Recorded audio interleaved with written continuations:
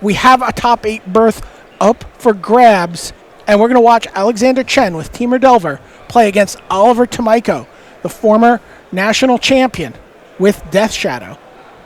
And now, this is the winner of this match should be able to take that 8th spot in the top 8. Right. And here, just to kind of frame how the matchup works, the Death Shadow deck should be slightly favored since it simply Hold on 1 second. Oh. We're going to pause this very quickly, and we're going to mute our microphones here as the top 8 announcement is being made. So don't go anywhere. We'll be right back.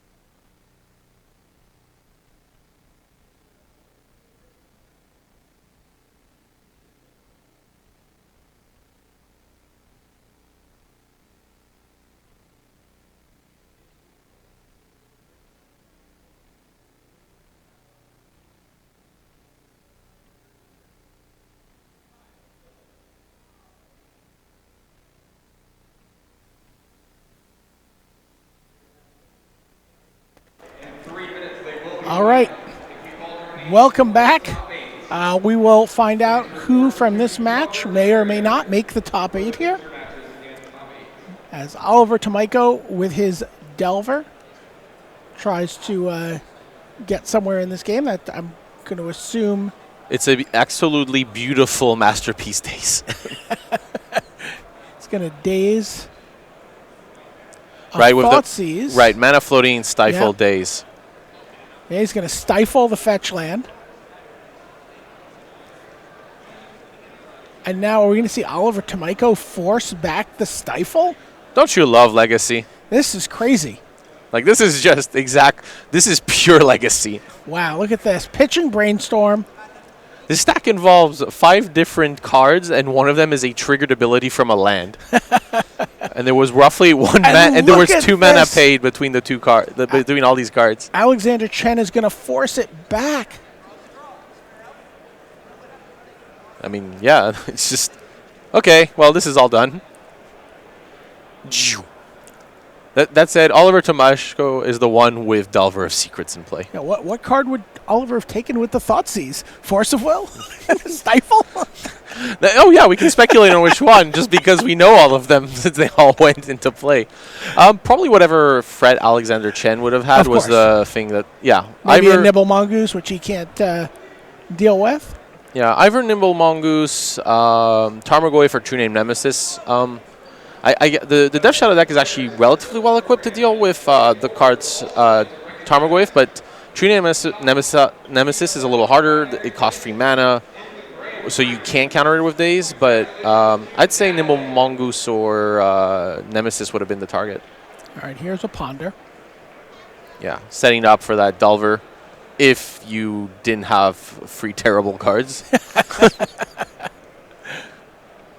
But yeah. Tomiko quickly shuffles. Finds himself a Force of Will on top of his deck. Using Wasteland. Yeah, strips the Tropical Island away with Wasteland. Yeah, this is very typical of these aggro tempo decks. A lot of flurry of spells and mana denial. Yep. The boards are empty. The hands are empty. I don't know why that accumulated knowledge is there, but let's see if we can get rid of that.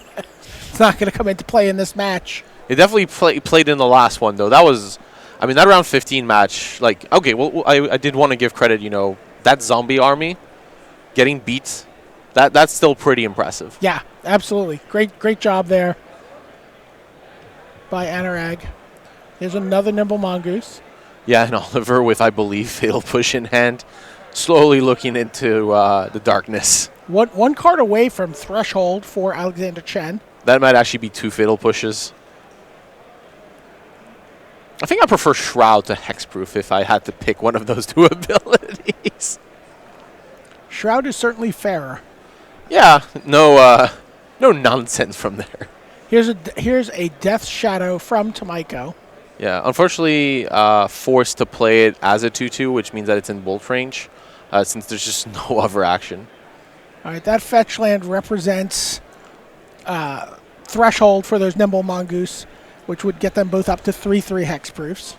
Right, but this attack is not free in any sense of the word, since if Alexander Chen attacks with both, here's the thing. Oliver can either take 6 or decide to block the Mongoose, which is what he'll do, take free damage, and then the Death Shadow won't trade with the Mongoose because the Mongoose will deal free and the Death Shadow 2. But when state-based effects are checked, well, the Death Shadow actually is a 5/5 because Oliver took some damage in the process. This is like an interaction with that Shadow that can be weird, and it means that attacking with, say, 2 ground creatures into it can, or at least 1 ground creature can always be troublesome. And because of that, that means that Oliver might be able to deal a lot of damage. But Alexander's plan was to attack and then probably play True Name Nemesis. Although I think I would have preferred playing it before and seeing if it gets countered or not. Yeah, and it seems like Alexander didn't know how this interaction worked. But yeah, it is correct that Death Shadow should be in play if he attacked with both Mongoose and one of them was blocked. The Death Shadow should stay in play as a 5/5. That is the correct interaction. That said, it's not very familiar. However, the other Mongoose shouldn't be dead. It's really weird and a little counterintuitive. Oh, right, because it only dealt 2 damage. Right, it was a 2/2 and it dealt damage. 5/5. Right, okay. So it was actually kind of a free attack. But it does come with a pretty big cost in terms of Oliver's ability to crack back this turn. But there's a True Name Nemesis. Gets countered. But right, and this is where, I mean, actually it wasn't free to cast a True Name before because a Force would have made that Shadow free for, and that would have killed one of the Mongoose. It's worth noting that the difference between Oliver being at, say, 5 and being at, or 4, or being at 7 is that Oliver can afford to attack once. Because at 4 you couldn't. You have to block one of these Mongoose.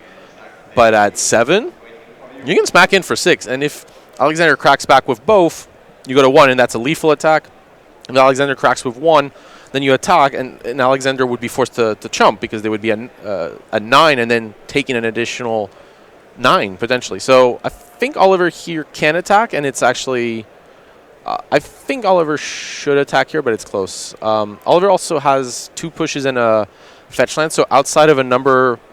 True Name Nemesis, Bolt, or Nimble Mongoose, should be in an okay position from here. Looks like Oliver ended up with the same idea you had. Yeah, and there's no need to use the fetch land. Obviously, at 7, you just take 6. It'd be awful. Oh, sorry, Watery Grave. Plays a Watery Grave tapped. So there's a Tarmogoyf in hand for Alexander Chen, but that is very pushable. Yeah, extremely. I don't know how you would push a Tarmogoyf, like in lore, since I don't know what Tarmogoyf actually is. I still love that Future Sideboarder. It was one of the sets that really experimented with Magic in a cool way. So here, yep, Tarmogoyf, but he still only attacks with the one. Wow, the coolest card here would be a Divert, right? The one Divert in Alexander Chen's list. Could you imagine? That'd be amazing. Like diverting that push onto Death Shadow, we'd be done. But no. Tarmogoyf down. Right, and now Death Shadow 9/9. You're forced to chump. Wow. So this whole sequence really did not work out in Alexander Chen's favor. That Force of Will being +1/+1, but not increasing the clock. The fact that True Name got countered, the fact that this attack meant, I think that by attacking, Alexander Chen gave Oliver a chance to win this game. So really, it's True Name Nemesis or no? Lightning Bolt. Or I can Lightning Bolt you. What a top deck bolt you.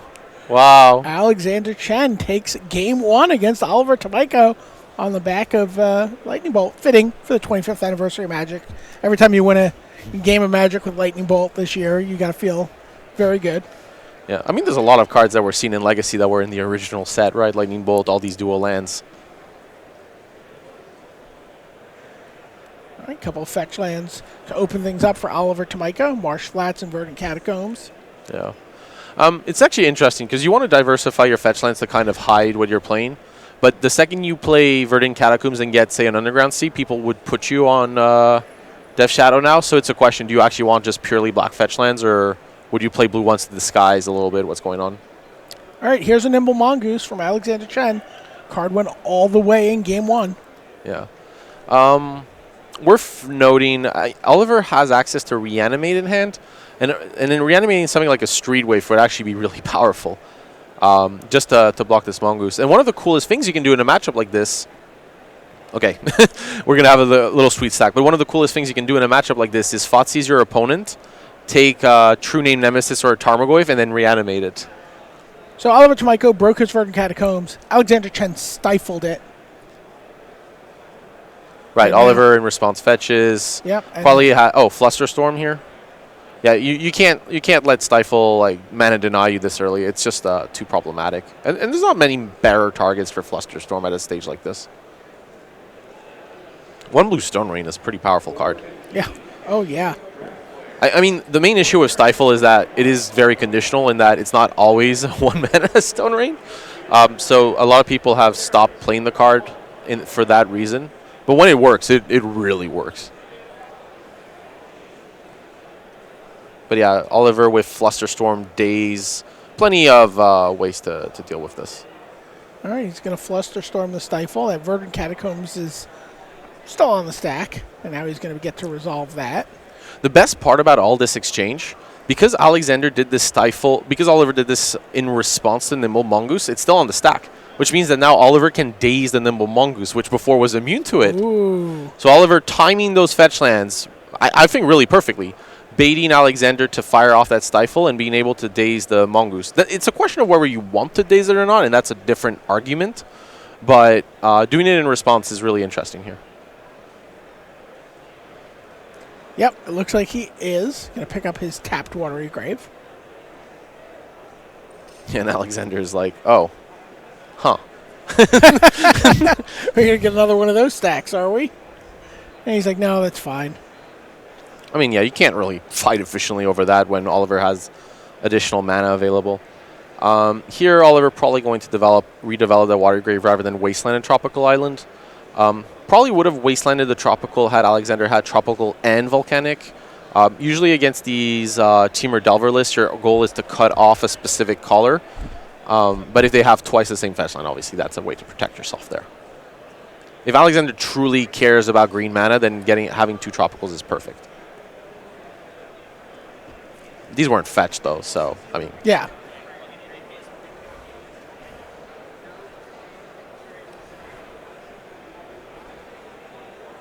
That's Fotsie's Death Shadow Watergrave, and I think that's going to be the order. It's always convenient when you ponder and you say, oh, okay, they're already prearranged for me. You're like, why did I ponder? This was fine. All right, so Thoughtseize from Oliver Tomiko sees Force of Will, Brainstorm, and Lightning Bolt. There's also a Polluted Delta, so although there's no red mana in sight, it is available. Indeed. There's a few plans you could go for. You could aim to try to cut off red and leave the Lightning Bolt in hand. Although your Death Shadows are going to be free freeze, it's quite easy to just take 1 more damage. So your plan could be to leave the white Lightning Bolt with Wasteland. The Force is probably fine, but yeah, I kind of like taking the Brainstorm here. The additional Brainstorm can always be an issue down the line and allow for more filtering. That's Delver of Secrets, I believe. Yep, he just drew a Delver.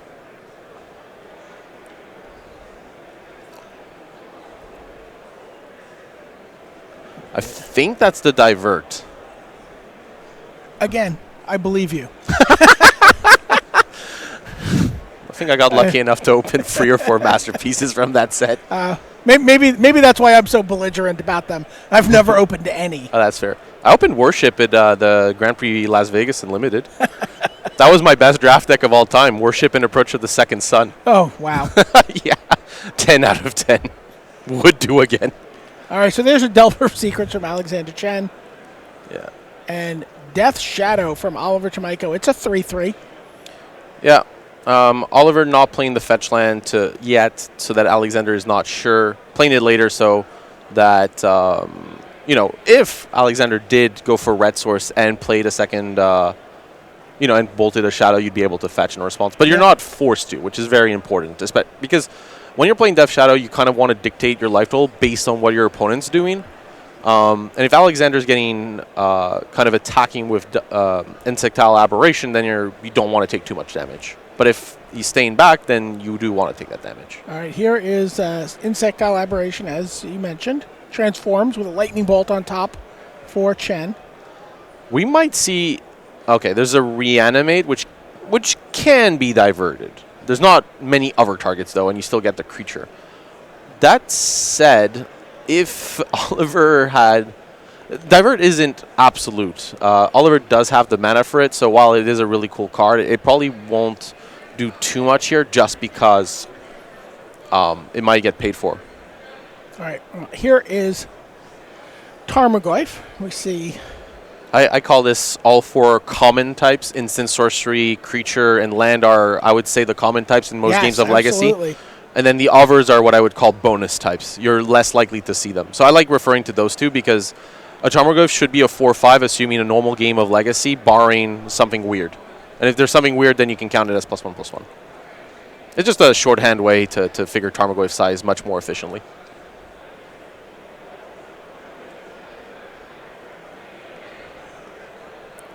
Oliver Tomiko at 7. It's part of his deck's game plan. He wants to do a lot of damage to himself to make those Death Shadows big. But sometimes that can be a problem. But with that fetch line, he would go to 6. And the thing is, going to 4 or 6 doesn't really change too much. Since, essentially, it's still a 2-turn clock from Delver. And Oliver just wants to deal a ton of damage here. But he drew the Fatal Push. He does have mana for the Divert, but Alexander has access to Force of Will. So we're probably going to just see Force pitching Divert, countering the Fatal Push. Man, however, if Oliver had less mana, that would have been a cool blowout. All right, here's Wasteland. Yeah, might as well. You'd want to get a red source, but you're not stopping Alexander from casting that lightning bolt with it, since the second that a volcanic island comes up, it's casting lightning bolt. Now this isn't quite a lethal attack. Oliver would need to somehow lose 1 more life.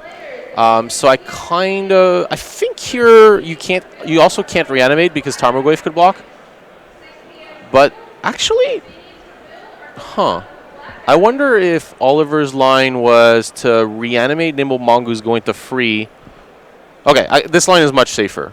But actually, I say it's much safer, but had Oliver just pushed the Tarmogoyf and tried to go for lethal, it's close. Oh yeah, Polluted Delta, Volcanic Island, and that's all they wrote.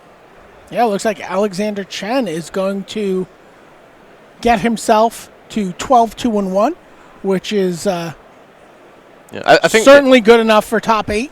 Yeah. I can't believe it, the joy. It's actually nice to see players react. I mean, making top 8 of a GP is an accomplishment. Well done to Alexander there.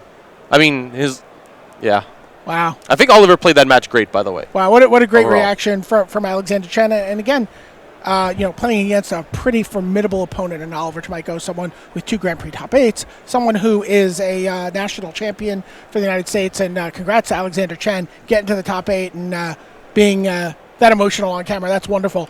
We've got a couple commercials for you, and then when we come back, we're going to have Sunday Night Magic, and it's time for our top 8 show. Reed Duke will be here, and he will help narrate the action alongside Marshall Sutcliffe. It's Saturday, though. It feels Saturday. Like Sunday, but it's Saturday. Sunday's tomorrow, and that's going to be standard. We do have another day 2 of a GP tomorrow, but right now we've got a top 8 to take care of. Don't go anywhere.